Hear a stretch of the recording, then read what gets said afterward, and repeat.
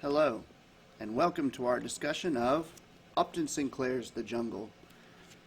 Hopefully you've had a chance to begin reading it at least. Today we'll go over some of the main themes that we're going to develop as we look at this book and talk a little bit about how it connects to some of the historical events as we turn into the 19th century, from the 19th century into the 20th century, and some of the ways in which we develop the ideas of Upton Sinclair, touching on socialism versus capitalism, the place of the family, and many other things. So Upton Sinclair is a good example of a progressive. In history class, we've talked a lot about the progressive movement. Upton Sinclair would certainly have been part of this. Upton Sinclair had a great passion for religion, as well as a great passion for social reform. His two great heroes were Jesus Christ and the English poet Percy Shelley. He thought that reform should be of major concern for people involved in American society. Jesus Christ he saw as an example of somebody who had compassion on those who were less fortunate and who called on people to repent of different forms of destructive activity or ways in which people were preying on the weak. And the poet Percy Shelley had a vision for using literature and ideas contained in literature as a way to transform the world. He once wrote that poets are the unacknowledged legislatures of the world.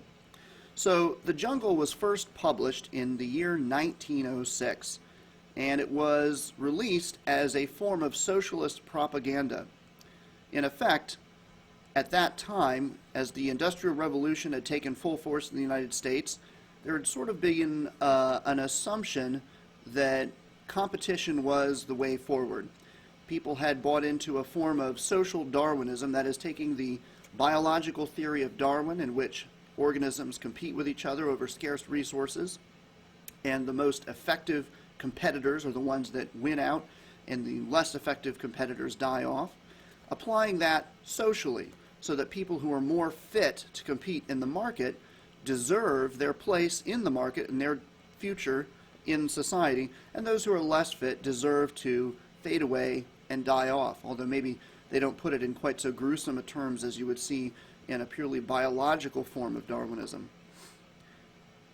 Upton Sinclair was not satisfied with this approach to organizing society, and he opted for a reform that moved away from competition and more towards cooperation. He saw the potential of industrial technology as being something that could be broadly a blessing for all people.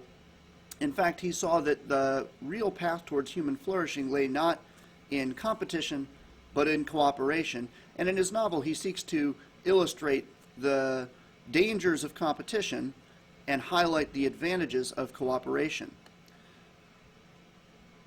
In this novel, he explores the experience of a fictitious immigrant family who arrive in Chicago at the turn of the century. At this time, the city of Chicago had become a center for the meatpacking industry, and that was largely because of its connection to the railroads linking it to the American interior where cattle were raised. In this book, he shows the abuses of the meatpacking industry and created a lot of strong responses in his day as he described the unsanitary practices and the cruel treatment of workers. Unfortunately, for Sinclair's object of promoting the cause of socialism, the most profound response to his book seems to have focused more on the unsanitary food preparation that he describes and less the abuse of the immigrants. He once said to the effect that he aimed for America's heart, but hit their stomach. There's even accounts, perhaps spurious, that after reading the book, Teddy Roosevelt himself declined to eat his favorite breakfast sausage. It is true that I think it's the year after this book came out, the Pure Food and Drug Act was passed by Congress, and a lot of people see this book as sort of the piece of literature that formed the movement towards regulating food and other types of products like the FDA and that sort of thing as a way to protect consumers, which was another progressive goal, to protect consumers. So anyway, let's go ahead and look at some of the major features that we will be discussing and examining at the beginning and throughout Upton Sinclair's The Jungle. The Jungle is set primarily in the Union Stockyards in Chicago. This picture shows the gates, the famous gates of the Union Stockyard. It's in fact the only part of the Union Stockyard still visible in Chicago today. The rest of the buildings and the pens and all that has long since been taken away, but you can still see this, and you can see, of course, the livestock being brought in to be slaughtered and processed. Who is afraid of Lithuanian names? So if you've begun reading so far, you might find this to be a bit of a struggle. I'm going to go through these names and do my best to provide you with what I believe is an approximate pronunciation. I don't have a lot of background in Lithuanian, but I will do my best.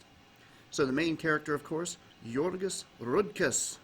Sounds like a very strong man with a very strong name. His fiancée and later wife, Ona Lukatsite. I'm not super confident on her last name, but mostly we'll just refer to her as Ona, which is pretty easy. Teta Lisbeta, Maria Bershinkas, Didi Antanas Rudkus, Jacobus Stanislavus, and then Jacobus Sedvilas. So you can practice saying those at home. They're kind of fun-sounding names, and they show up. I know it can be difficult to get into a story when the names are difficult to pronounce, but do try to get at least a little bit familiar with these names so you don't just go through the rest of the novel thinking, well, the main character is this J guy, and he likes this girl with an O, and so forth. So try to keep some of the names straight. All right. So as we go into this, we're going to look at several major questions, and these are going to be reflected in different discussion assignments, writing assignments. But one of the first things, especially early on, think about how much agency each character has.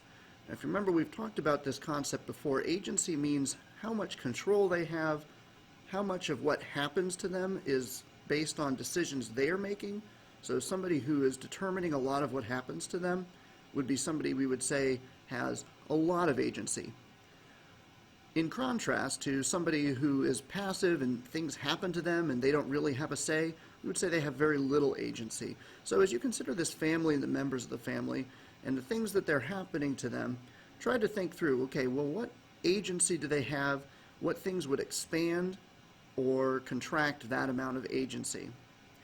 Which is the second major question that we'll especially look at. What can expand or restrict their agency?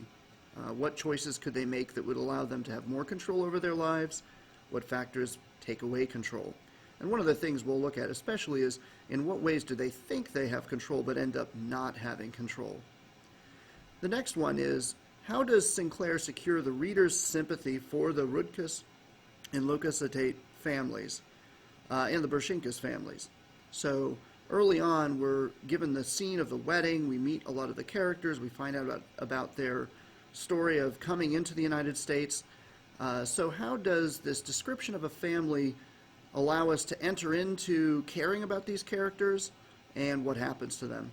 And then finally, a question that we're going to see here as families go from European rural life into an American industrial world. Does work shape family structure, or does family structure shape work? So you could think about, what does a family look like in a rural farming community?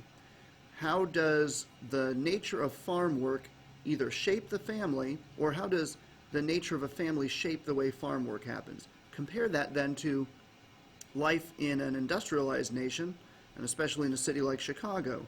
What does that do to the family, or what does the family do to work?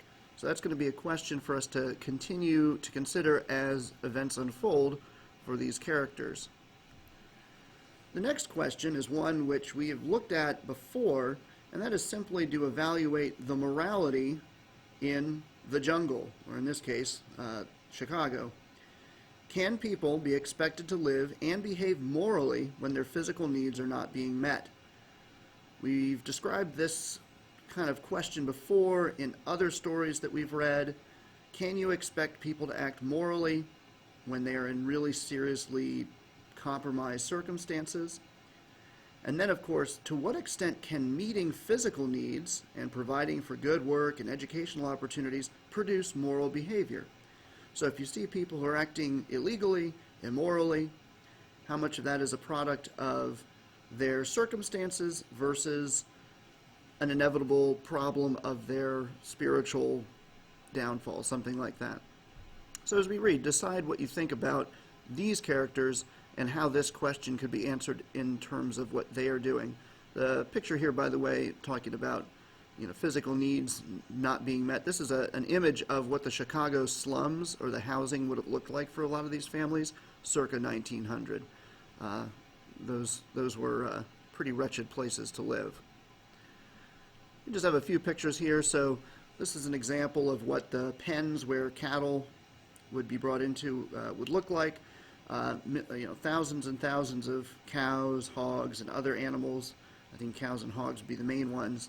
Brought in, shipped into Chicago, into the stockyards, bought, sold, traded, and then processed into meats for market all across the country and, in fact, around the world.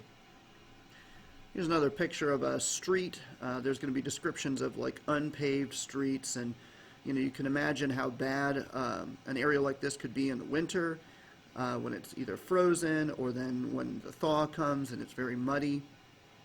So you can see kind of ramshackle sheds, kids playing in the dirt, probably a lot of undesirable things on the ground.